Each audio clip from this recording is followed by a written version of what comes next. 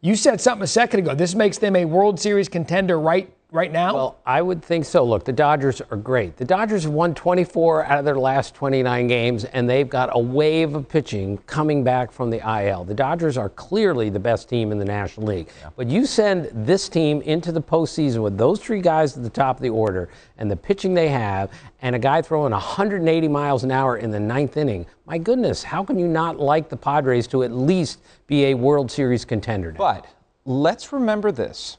The Padres, for all of their excellence, all of their stardom, one thing that has hampered them in recent years is depth. Mm-hmm. And the question about major league depth on this team is why they are behind the Los Angeles Dodgers, why they're behind the Mets right now in the standings, behind Atlanta in the standings.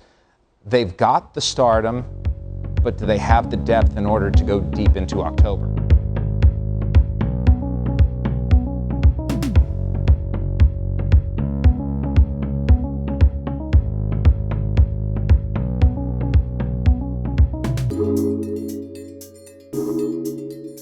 Down what this deal entails, who's going where and what. Matt, this is very simply the largest trade package we've ever seen for an individual player. The amount of talent going back to the Washington Nationals matches the amount of talent going to the San Diego Padres for Juan Soto. They're getting Mackenzie Gore, a left-hander. They're getting Robert Hassel, an outfielder, C.J. Abrams, a shortstop, Harlan Susana, a right-handed pitcher, 18 years old, throws 100 miles per hour. James Wood, second-round pick last year, fantastic talent, 6'7", 240 pounds, the biggest power perhaps in the minor leagues, as well as a major league player believed to be Eric Hosmer at this point, though he has Washington on his no-trade list, and so that'll have to be worked out. Point is, when the Washington Nationals set out to trade Juan Soto after he rejected their 15-year, $440 million contract offer, they were looking for talent. And the San Diego Padres from the beginning had more talent that they were willing to give than any other team, and that is why this deal got done. Juan Soto put that one into orbit. Bases are cleared. Soto delivers. Wow! Off the scoreboard. If you throw it right there, I'm going to swing. He rips it. The Nationals walk off the break. It's Juan Soto. This isn't anybody else. It's Juan Soto.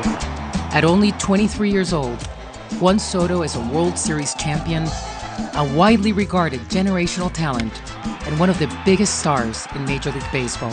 One of the best young players in the game right now. It's a superstar. Juan's a special player. I can sit here and talk about everything he does on the field. He can be the final piece for any team that's kind of good. You just got to sit back and let him do his thing. If he wants to turn down that, and let him turn down that. When Soto turned down a reported 15-year, $440 million contract extension from the Nationals, his fate became the most riveting aspect of the second half of the 2022 season. Soto was set to become the most significant young player to be traded by an MLB team since 24-year-old Babe Ruth was sold to the Yankees by the Red Sox over a century ago. They were saying they will never trade me, and now all these things came out. It feels really uncomfortable. You don't know what to trust, but at the end of the day, it's out of my hands.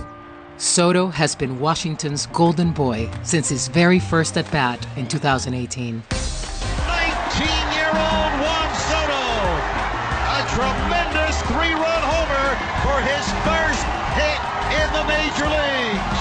After watching him play all year, every day, and what he does and what he brings to us, I mean, he's unbelievable. When one superstar went to free agency, the door opened for the young phenom to take over as the new face of the franchise. DC, this is all for you guys. This group of guys has been amazing.